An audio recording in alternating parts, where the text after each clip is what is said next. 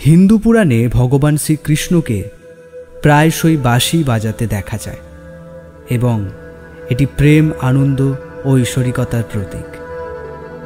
কিন্তু যদি বাঁশির সুর অস্বাভাবিক বা ভুতুড়ে শোনায়, তবে কি তা ভয়ের কারণ হতে পারে? কিছু লোক বিশ্বাস করে যে রাতের বেলা বাঁশির আওয়াজ অশুভ, আত্মার আগমন বা উপস্থিতি নির্দেশ করে। আজ আপনাদের জন্য হেমেন্দ্র কুমার রায়ের লেখা বাজলে বাঁশি কাছে আসি। শুরু হচ্ছে বাজলে বাঁশি কাছে আসি।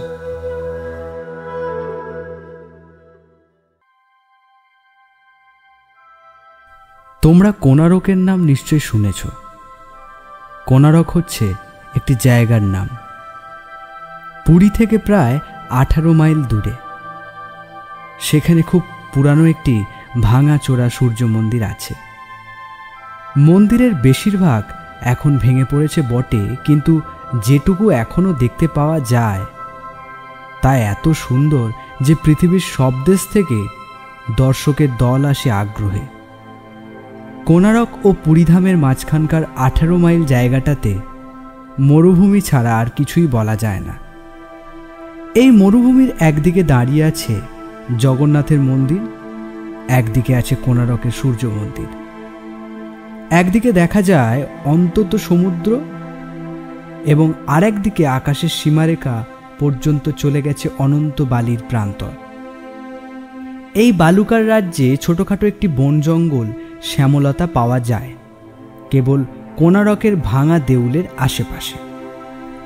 এই বন জঙ্গলের মধ্যেই একটি সরকারি ডাক বাংলো আছে।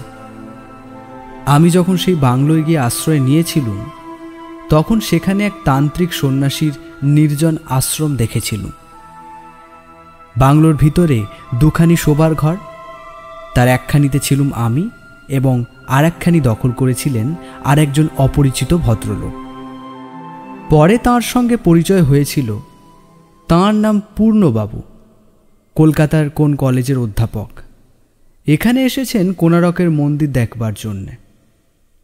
কোণারকের মন্দির থেকে খানিক তফাতে এগিয়ে গেলে পাওয়া যায় চন্দ্রভাগা নদী। একদিন সন্ধ্যার কিছু আগে আমি এই নদীর ধারে বেড়াচ্ছি। হঠাৎ আমার পায়ে কিসে ঠোক্কর লাগলো। হেঁট হয়ে চেয়ে দেখি বালির ভেতর থেকে কি একটা জিনিসের আধখানা বাইরে বেরিয়ে আছে। খানিক টানাটানি করতেই জিনিসটার সবখানাই বেরিয়ে পড়ল। ভালো করে পরীক্ষা করে বুঝলাম সেটা হচ্ছে অদ্ভুত আকারের এক বাঁশি। অন্যমনস্কভাবে সেটাকে হাতে নিয়ে আমি আবার বাংলোর দিকে ফিরলাম। যখন বাংলোর খুব কাছে এসে পড়েছি, তখন কেন জানি না আমার মনে হলো একবার পিছন পানে ফিরে তাকানো উচিত। সঙ্গে সঙ্গে ফিরে দাঁড়িয়ে দেখি নদীর ধার থেকে একটা মানুষের মূর্তি হনহন করে আমার দিকে এগিয়ে আসছে। তার যেন খুব তাড়া, অথচ সে কিছুতেই তাড়াতাড়ি আসতে পারছে না। অন্তত তার ভাবভঙ্গি দেখে আমার এই রকমই মনে হলো। সে যেন আসছে আসছে আসছেই, সে আসছে অথচ আসতে পারছে না। সন্ধ্যার আসন্ন অন্ধকারে মূর্তিটাকে স্পষ্টভাবে দেখা যায় না, অথচ তাকে ভালো করে দেখবার জন্য মনের ভিতরে একটা অকারণ কৌতূহল জেগে ওঠে। বাংলোর ঘরের ভিতর বসে বাতির আলোতে বাঁশিটাকে ভালো করে পরীক্ষা করে দেখল। বাঁশিটা মোটেই একালের নয়। বাঁশির বয়স হয়তো কোণারকের মন্দিরের মতোই সুপ্রাচীন। তার গায়ে কতগুলো যেন অক্ষর খোদা রয়েছে, কিন্তু সেগুলো যে কোন ভাষার অক্ষর কিছুই বোঝা গেল না। এই সেকেলে বাঁশিটা কখনো বাজে কিনা দেখবার জন্য তার রন্ধ্রে একবার ফুঁ দিল।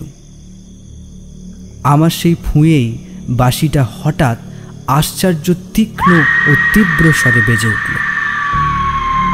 বাঁশি যে এত জোরে বাজতে পারে এটা ছিল আমার কল্পনারও অতীত। অত্যন্ত চমকে উঠে বাঁশিটা টেবিলের উপর রেখে দিল এবং সঙ্গে সঙ্গে শুনলুম একটা এলোমেলো ঝোড়ো হাওয়া বাহির থেকে ঘরের ভিতরে ঝাঁপিয়ে পড়ল। বাতিটা গেল নিভে। জানলা বন্ধ করে আমি আবার বাতিটা জ্বাললাম এবং তারপরেই শুনলুম ঘরের দরজায় কে করাঘাত করছে। আস্তে আস্তে উঠে দরজা খুলে দিল, আর একটা ঝোড়ো হাওয়া দমকা এসে ঘরের ভিতরে ঢুকে পড়ল, কিন্তু দরজা খুলে কাউকেই দেখতে পেলাম না। ভাবলুম আমারই মনের রুম, দরজায় শব্দ হয়েছে হাওয়ারই জন্য। সে রাত্রে হাওয়ার জোর ক্রমেই বেড়ে উঠতে লাগলো। দরজা জানলায় ক্রমাগত ঠেলা মেরে পাগল হাওয়া কেবলই যেন ঘরের ভিতরে আসতে চায়। তার আওয়াজ শুনে আমার মনে হলো কোণারকের প্রাচীন ভগ্ন মন্দিরের আত্মা যেন করুণ আর্তনাদ করছে, যেন দেউলের সমস্ত পাথরের মূর্তি হঠাৎ আজ জ্যান্ত হয়ে কাতর কান্না শুরু করে দিয়েছে। অসংখ্য যক্ষ রক্ষ কিন্নর ও নাগকন্যার দল যেন এই বাংলোর চারিদিকে ঘিরে দল বেঁধে দাঁড়িয়ে রয়েছে। দরজায় করাঘাত করছে তারাই। এরকম সব কথা মনে হওয়া মনের খুব ভালো অবস্থার লক্ষণ নয়। মন থেকে এইসব দুশ্চিন্তা তাড়িয়ে এখন ঘুমোবার চেষ্টা করাই উচিত। চেয়ার ছেড়ে উঠে ধীরে ধীরে বিছানায় গিয়ে শুয়ে পড়ব। খানিক পরেই চোখে একটু তন্দ্রার আমেজ এলো, কিন্তু ঘুম আসবার আগেই আমার কেমন সন্দেহ হলো যে বিছানায় আমি আর একলা নেই। আমার পাশেই যেন আর একজন কেউ শুয়ে আছে। টেবিলের উপরে বাতিটা তখনও জ্বলছিল। সেই আলোতে আড়ষ্টভাবে পাশ ফিরে দেখলুম বিছানায় আমি ছাড়া আর কেউ নেই। নিজের মিথ্যে ভয়ে নিজেই মনে মনে হেসে আমি আবার চোখ বুজে ফেললুম। কিন্তু তখনই আবার মনে হলো আমার পাশে আর একজনকে শুয়ে পড়েছে। কিন্তু এবার এই অলীক কল্পনা নিয়ে মাথা না ঘামিয়ে আমি নিদ্রাদেবীর আরাধনায় নিযুক্ত হলাম। সকালবেলায় বেড়াতে বেরিয়েছি পূর্ণবাবুর সঙ্গে দেখা। তিনি কীরকম এক চোখে আমার দিকে তাকিয়ে আছেন দেখে আমি জিজ্ঞাসা করলুম, আমাকে কিছু বলতে চান? পূর্ণবাবু বললেন, আগে হ্যাঁ, কাল সারা রাত কি আপনার ভালো ঘুম হয়নি? কেন বলুন দেখি? কাল সারা রাত আপনার ঘরের ভিতর থেকে নানা রকম শব্দ এসেছে।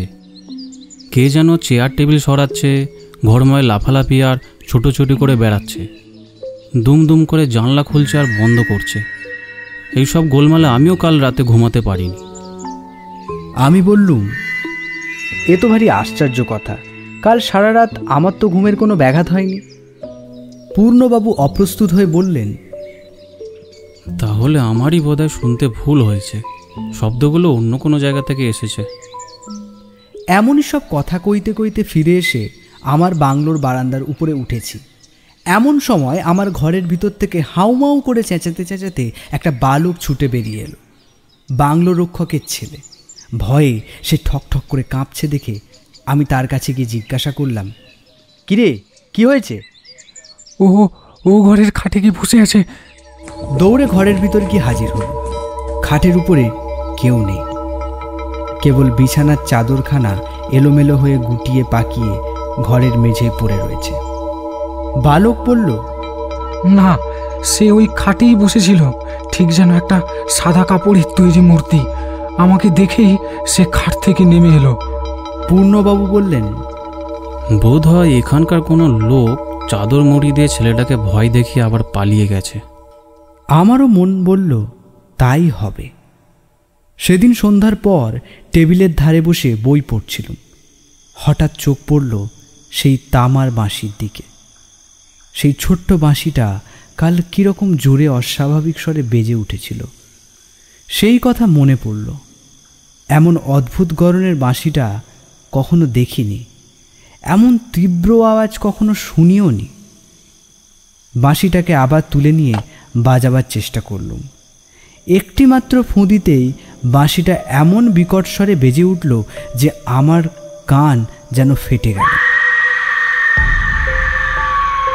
পর মুহূর্তেই বাইরে থেকে ভীষণ ঝোড়ো হাওয়া হু হু করে ঘরের ভিতর ঢুকে পড়ে আলোটাকে দিল নিভিয়ে। ঘরের জানলা দরজা বন্ধ করে আলোটা আবার জেলে অবাক হয়ে ভাবতে লাগলুম, বাইরে কোনো দুর্যোগ নেই, তবু আচমকা এমন ঝোড়ো হাওয়া জাগে কেন? কালও এই ব্যাপার হয়েছিল, আজও তাই।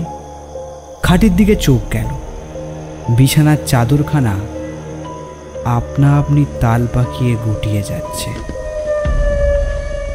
হেও কি সম্ভব? নিজের চোখে বিশ্বাস হলো না। চোখ দুটো দু হাতে রোগড়ে ভালো করে তাকিয়ে দেখি খাটের উপর পা ঝুলিয়ে বসে আছে এক কিমাকার মূর্তি। ধপধপে কাপড়ের মতো সাদা তার দেহ, তার হাত আছে, পা আছে, মাথা আছে, কিন্তু চোখ, নাক, ঠোঁট দেখা যায় না। কি ভয়ানক! মূর্তিটা উঠে দাঁড়ালো, দুদিকে দু হাত বাড়িয়ে বাঁধো বাঁধো পায়ে যেন কি ধরবার চেষ্টা করতে লাগলো। তার ভাবভঙ্গি অন্ধের মতো। কিন্তু সে কাকে খুঁজছে? আমাকে? এ কথা মনে হতেই দারুণ আতঙ্কে আমি চেয়ার ছেড়ে উঠে দাঁড়ালাম। সেই শব্দ পেয়েই অন্ধ মূর্তিটা বেগে আমার দিকে আসতে লাগলো। আমি এক লাফে দরজার কাছে এসে পড়লুম। পাগলের মতো দরজা খুলে বাইরে বেরিয়ে পড়ে চেঁচাতে লাগলুম, রক্ষা করো, রক্ষা করো! চারিদিক থেকে দ্রুত প্রায় শব্দ পেলাম। পূর্ণবাবুর গলা শুনলুম। ব্যাপার কি মশাই, ব্যাপার কি? দু হাতে চোখ চেপে মাটির উপরে বসে পড়ে আকুল স্বরে বললুম, ঘরের ভিতরে সেই সাদা কাপড়ের মূর্তিটা। সকলে ঘরের ভিতরে গেল। পূর্ণবাবু উচ্চস্বরে বললেন, কে? কেউ তো এখানে নেই।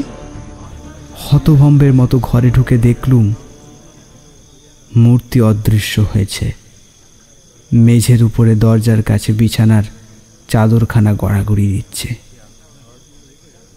এমন সময় কোনারকের মঠের সেই তান্ত্রিক সন্ন্যাসী ঘরের ভিতর ঢুকে বললেন, কি হয়েছে?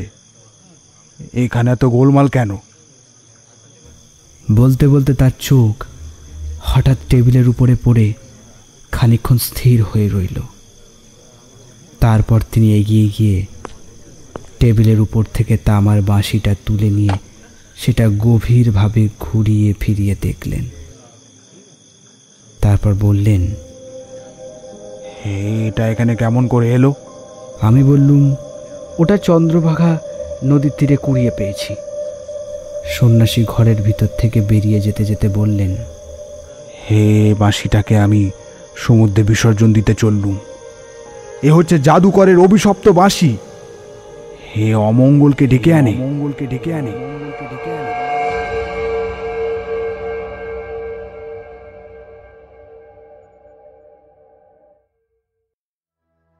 শেষ হলো আজকের গল্প হেমেন্দ্র কুমার রায়ের লেখা বাজলে বাঁশি কাছে আসি। গল্পটির চরিত্রে কথক আমি দেবাশিস, অন্যান্য চরিত্রে রাহুল, ক্ষিতীশ, শব্দগ্রহণে ক্ষিতীশ, গল্পের পোস্টার ডিজাইন ও সাউন্ড এফেক্টে রাহুল। গল্পটি শুনে আপনাদের যদি ভালো লেগে থাকে চ্যানেলটিকে অবশ্যই সাবস্ক্রাইব করতে ভুলবেন না এবং আপনার মূল্যবান মতামতটি আমাদের কমেন্ট করে যাবেন। ধন্যবাদ।